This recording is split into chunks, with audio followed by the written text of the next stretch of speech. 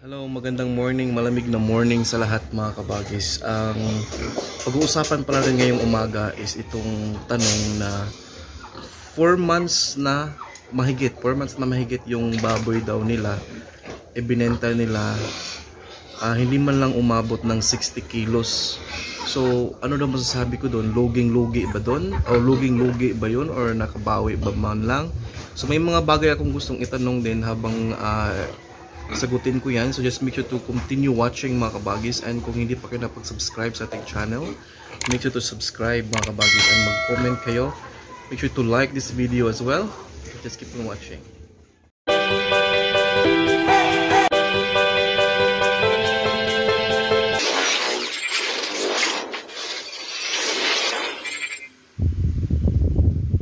Okay, so sagutin ko yung tanong na 4 months mahigit, hindi man lang nakaabot ng 60 kilos.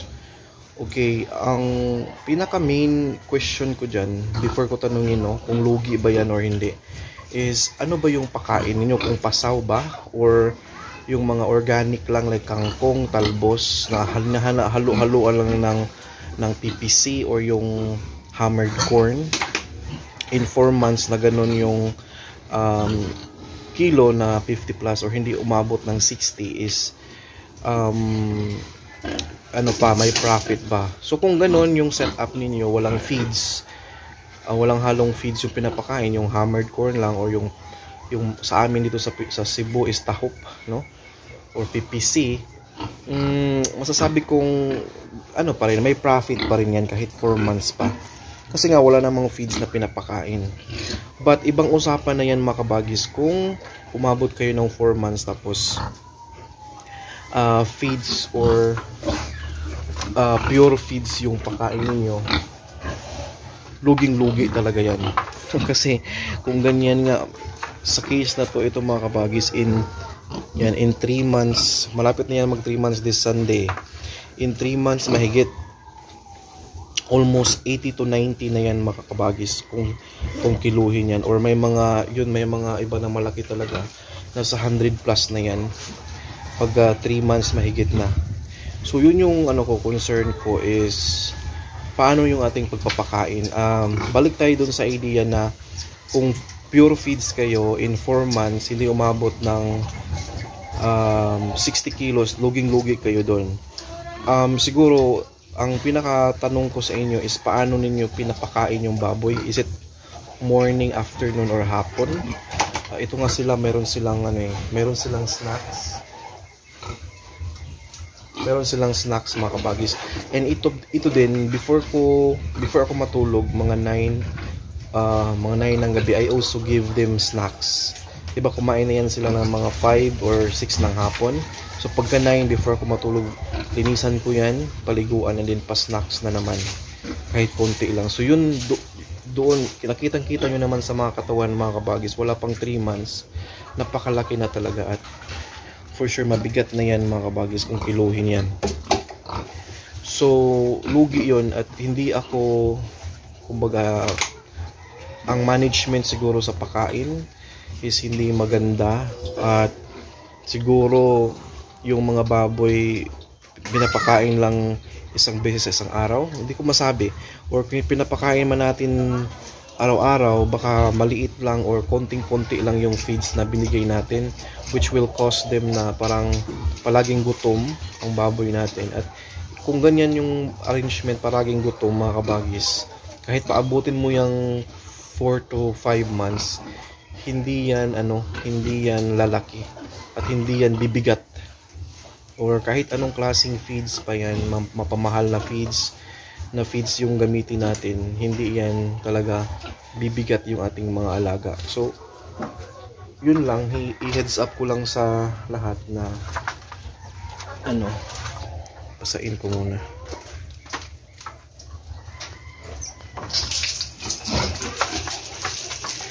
Yan, i-heads up ko lang na kung ganyan ang pakain natin, konting-konti lang, hindi talaga yan lalaki mga kabag. Ito, lumaki ito sila dahil pinapakain natin ng sakto, or sobra-sobra pa nga, mayroon pang mga snacks.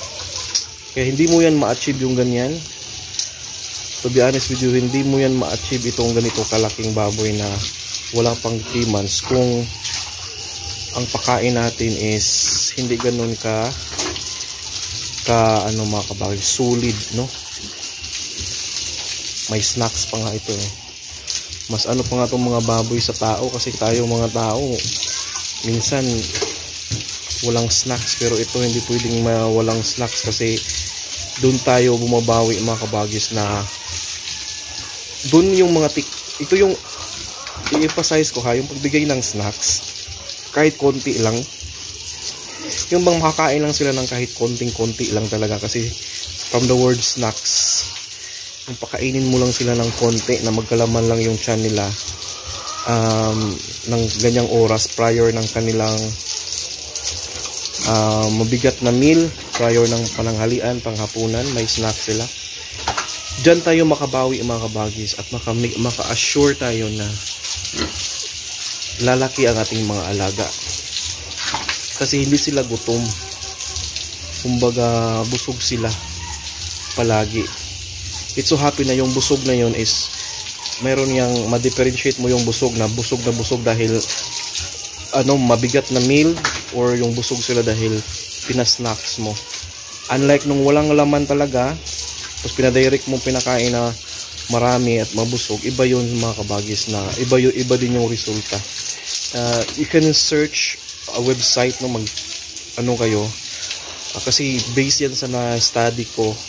Kaya nga yung mga pakain na yung auto feeder, kaya nga yun advisable yun sa maraming baboy, at normally sa mga area like US, yung mga malaking mga piggeries talaga, yung hindi sila gumagamit nitong ating ginagawa ngayon na mga traditional na pinapakain natin sila ng pakonti-konti, umaga, hapon, tanghali. Yun sila auto feeder, lagyan lang nila yung auto feeder ng feeds, i-make sure nila araw-araw puno yun, mayroong laman, at yung mga baboy na kumakain anytime na gusto nila.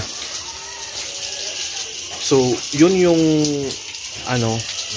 bagong teknolohiya sa pagkain, correct me if I'm wrong, na malesen yung trabaho natin at ma-maximize natin, malesen yung trabaho, ma-maximize natin yung potential ng paglaki at pagbigat ng mga alaga. Kasi imagine mo kung may auto feeder ka, anytime na gutom, kasi hindi mo alam kung kailan yung gutom ni Maro, hindi yan makapagsalita di ba?